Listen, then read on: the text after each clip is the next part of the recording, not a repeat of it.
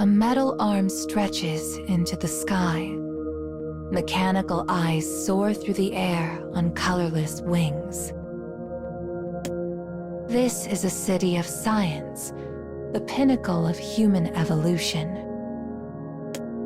In their desire for ever-increasing progress, the people turn their backs on the gods. With science at their side, they come to doubt the mystical and the will of the divine, finding understanding only in the cold logic of mathematical formulae. Skyscrapers hold up gray clouds. Beneath its gloom, a colorful city glimmers in neon lights. Within one building, an impatient fingertip swipes across a screen. A single fretful researcher picks up an input device. The room is dim. Bright white light pouring in from the hallway melts silhouettes within the dark. The figures at the entrance are researchers, as is the person who operates the device. To a man, they wear the same expression: unease. Tongues move to form arguments and concerns. Voices rise and fall. Such quarrel serves no purpose when their superiors have already made their decision. It is merely a ritual to preserve rationality. As they argue, their hearts are consumed by mutual distrust and fear. For though it means hastening their plans, they must awaken her before the country is consumed by darkness. The monitor shows a slumbering girl. Sounds worm their way into her sleep. It's as if they are trying to force a bud to bloom in winter.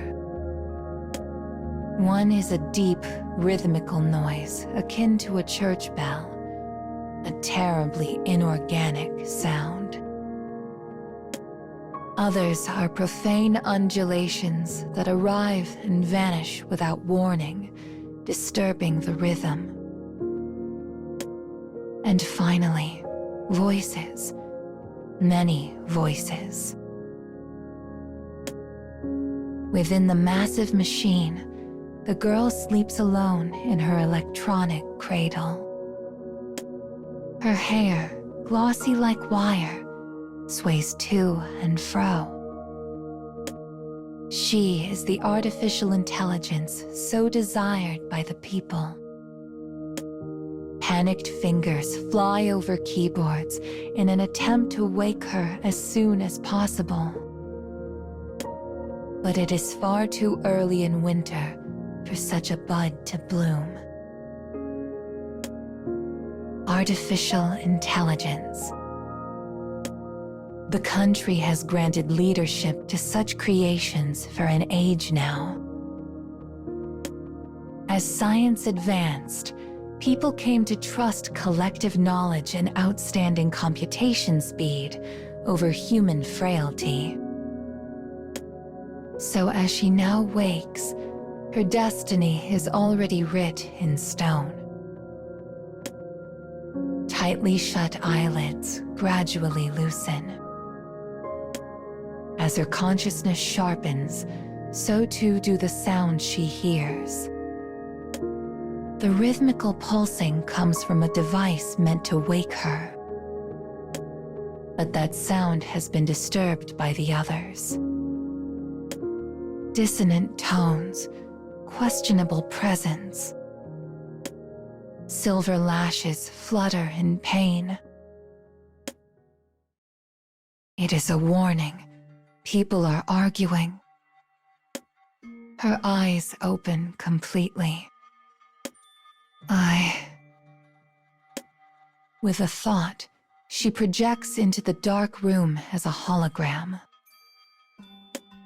When the researchers by the door realize she is fully awake, they depart,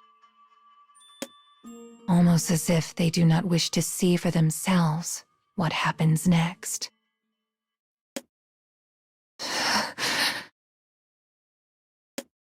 As the girl stands, she grasps for what she wants to say. A wretched scream shakes the room. Some things cannot be contained in words. The girl's hologram glitches, blinks, vanishes. A red light flares to life as a shrill alarm begins to howl. As the artificial intelligence tries and fails to access her mind, she writhes in pain. The alarm rings in her skull. Thirst roars in her throat. She attempts to grasp what is happening, but her pain is so great, she cannot even think. All she comprehends is a warning composed of 3 words: element not found. But she does not understand what that means. It is noise and fury, signifying nothing. Writhing in pain and confusion, her hands reflexively reach up to her eyes. But instead of making contact, the right one slides inside a hollow socket. Such an empty cavern should not exist. Formless fear races out from her fingertips and across her being. She quivers with such intensity that it sends her to the floor. Only then does she understand. The constant warning in her head tells her something is missing. In the face of this dreadful truth, the girl slowly looks down at her trembling hands. These are the first memories of her awakening.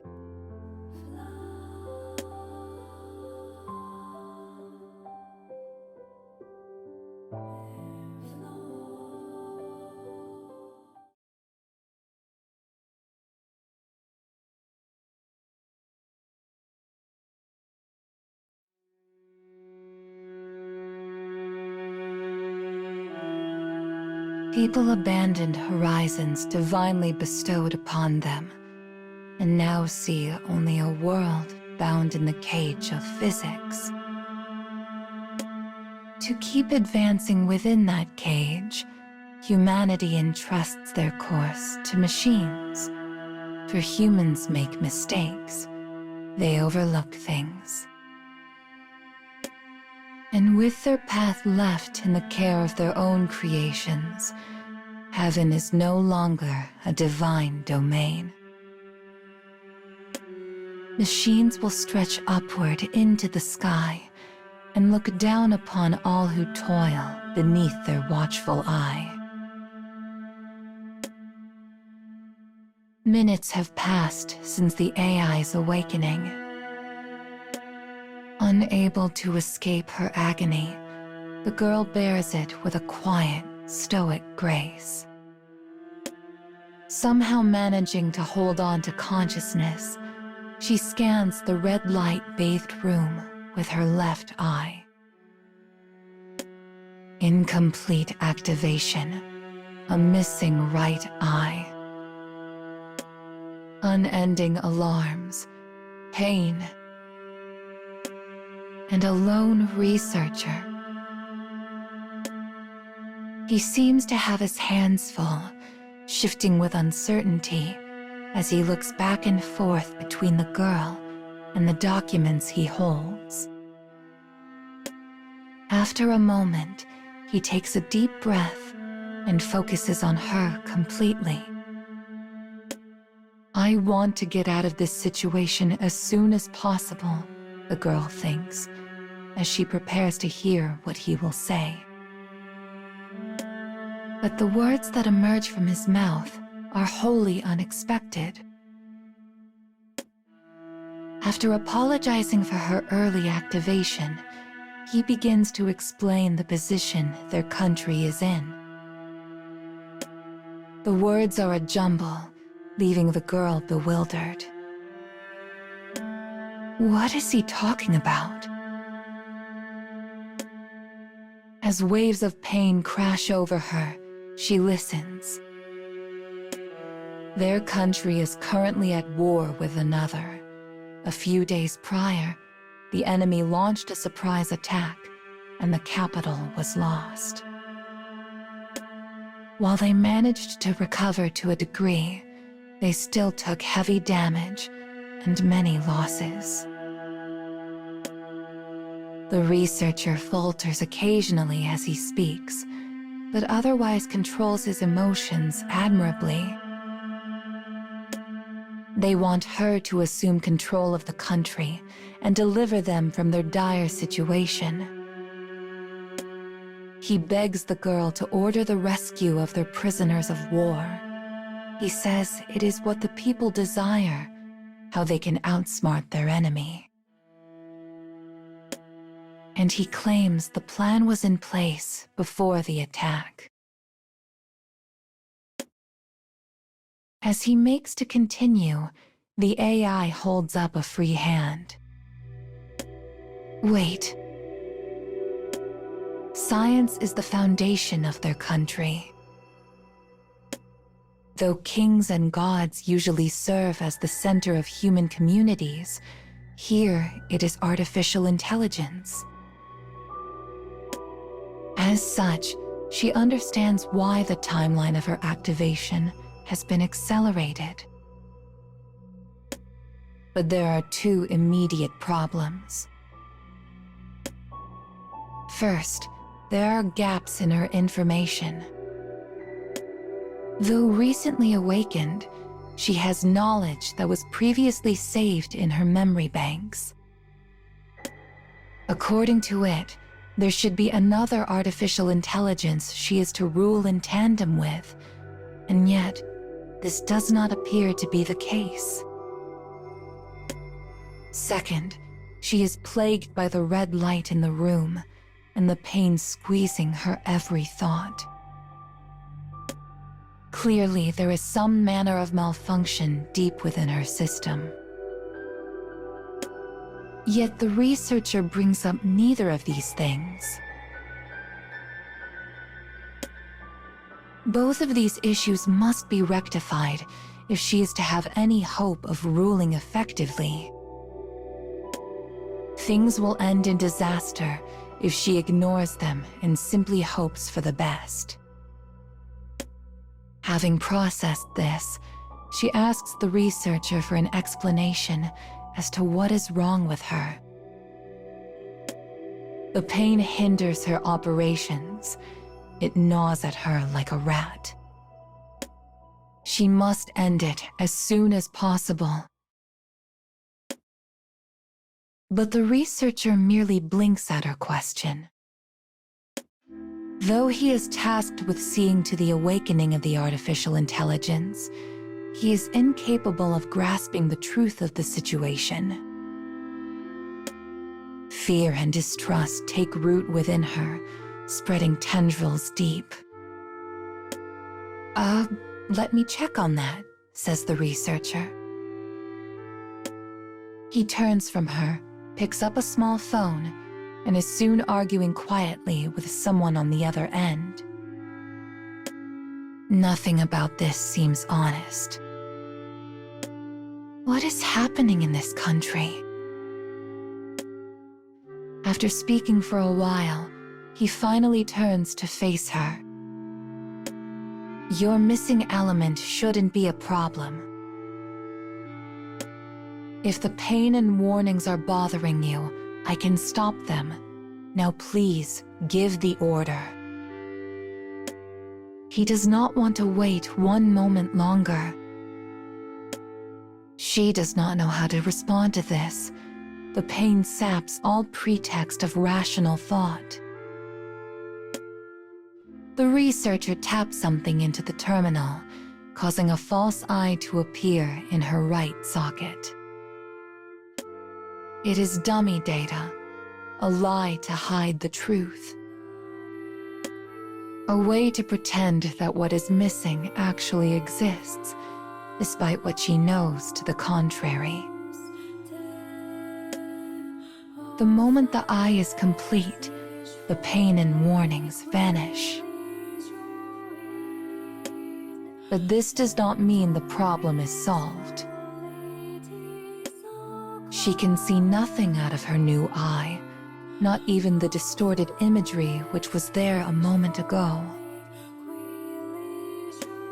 The problem now hides in darkness, which only serves to heighten her anxiety.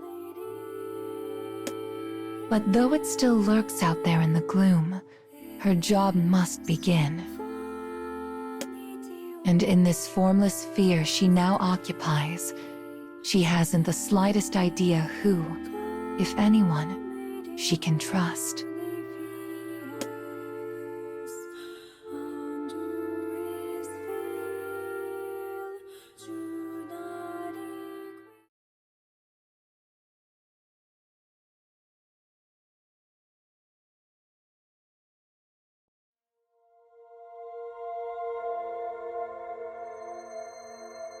Society is run by machines, humanity controlled by artificial intelligence.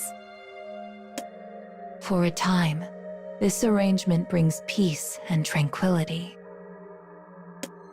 The machine's decisions, backed by endless statistics, improve industry and manufacturing, permitting nearly unchecked development. But when the skyscrapers came down in the attack, they took the people's peace and tranquility with them. The awakened AI, the governing girl, knows the people want to reclaim their prisoners of war, and so launches the operation. Though it is her first mission, she moves forward with the refinement of a veteran. The country has collected reams of data throughout the war. Once she is connected to the network, each bit of information will become another part of her own experience. That ability, her strength, is the reason her people cling so fiercely to the god that is artificial intelligence. Several soldiers kneel before her hologram. We finished installing the repeaters. They are the vanguard, the ones who will head for the facility where the prisoners are being held. Understood, she says. Did you learn anything new about the facility? She asks this so she might gather information from their report and choose the best course of action. Its interior is divided into small blocks, each of which is managed by a separate control system. The soldier goes on to explain their fear of what will happen after the initial infiltration. Connections between independent blocks, air vents as well as hallways, can be switched at any time. This makes chemical weapons useless, and securing an escape route an incredibly difficult proposition. In essence, they have no plan. The girl closes her eyes and thinks. There are other things she must consider. She had been awakened earlier than planned, then thrust into a situation of command.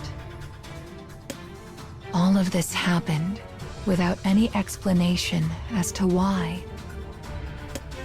And she finds it difficult to believe it was done simply because the tide of battle left her country no choice.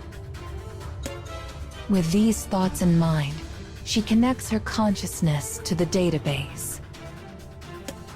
She will find her answers at the source.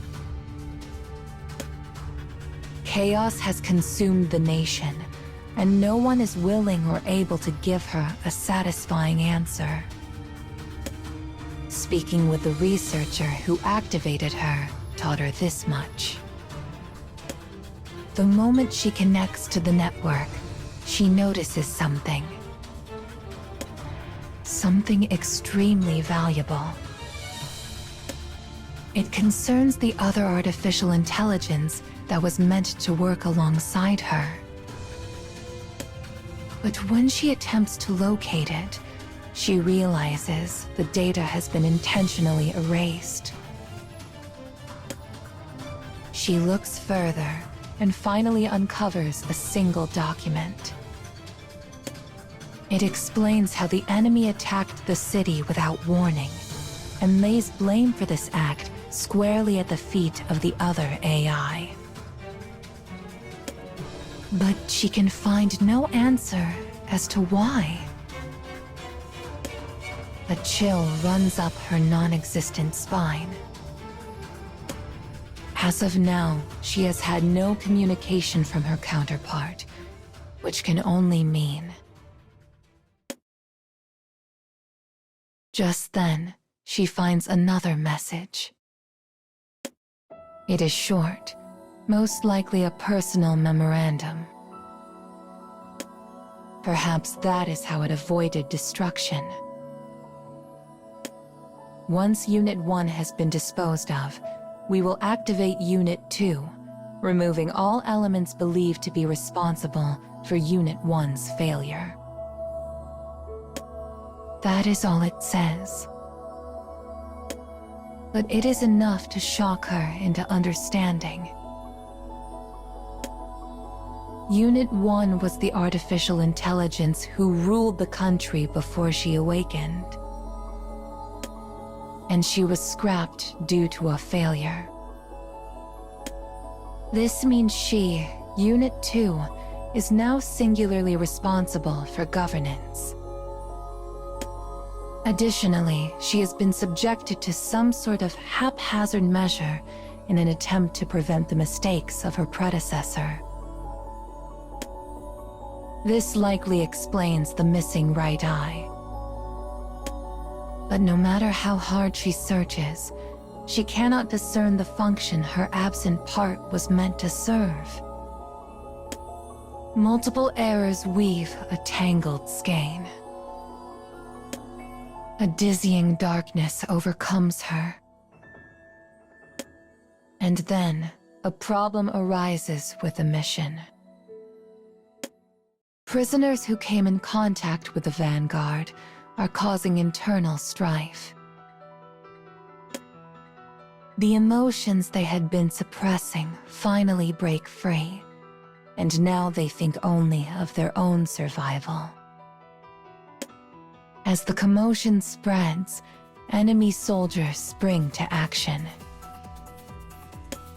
She must act. One single failure can cause a domino effect of tragedy. But as she ponders options, she feels something dark swirl in the depths of her memory banks.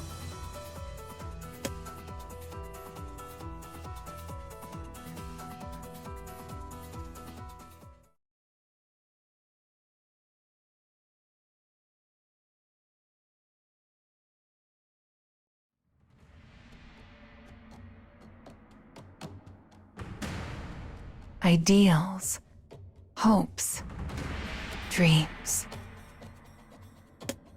Humans thrust these things onto their machines and began to worship them. They believed this to be more efficient than holding the ideals themselves. They felt such powers unnecessary.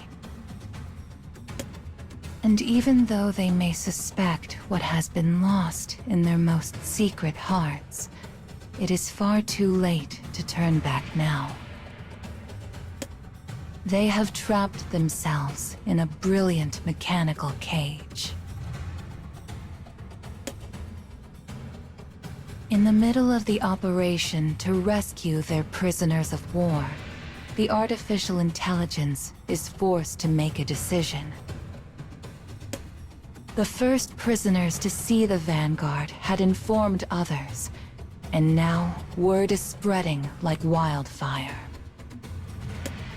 Enemy soldiers have caught wind of the plot and are mobilizing to action.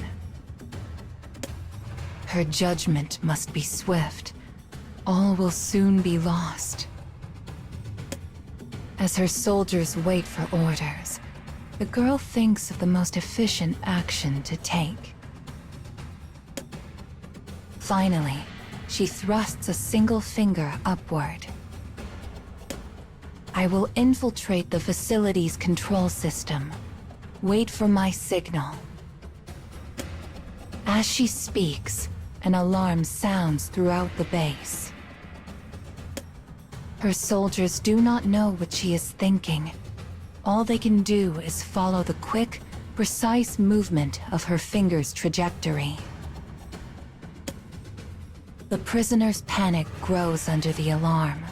Spurred on by the commotion, the enemy redoubles their efforts to identify the cause of the situation. The panels that divide the blocks move, creating several smaller rooms inside the facility. She observes all of this through the many surveillance cameras she now controls. She confirms the locations of the soldiers and prisoners, which is precisely where she predicted. And for the first time, a faint smile crosses her face. Deep within the building, a machine roars to life. It controls the air vents that connect the blocks. The base is designed for both corridors and air vents to be cut off during an attack. This was done so the enemy would have the ability to seal off and vent any area that suffered a chemical weapon attack. But it can also be used to control the amount of oxygen in the air. The lower the oxygen levels, the greater the chance of ill effects, and eventually, death. This is her strategy. As the alarm continues to blare, one voice after another falls silent. Though they appear to be sleeping peacefully, they will never awake again. Soldiers and prisoners both.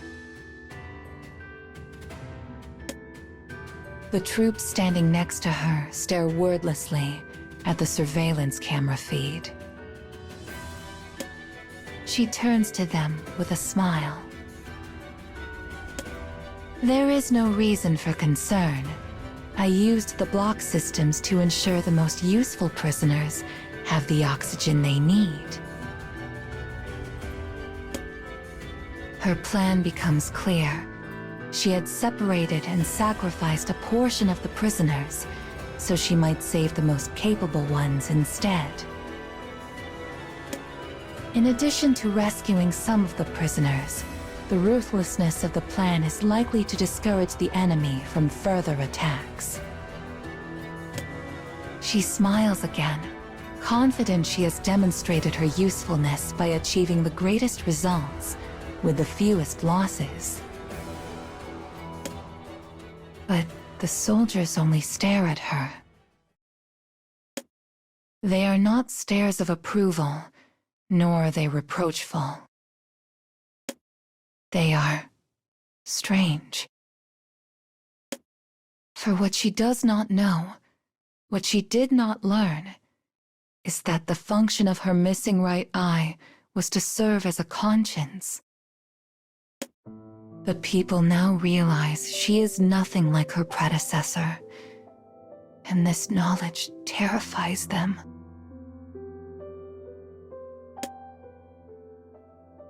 Why are you looking at me like that?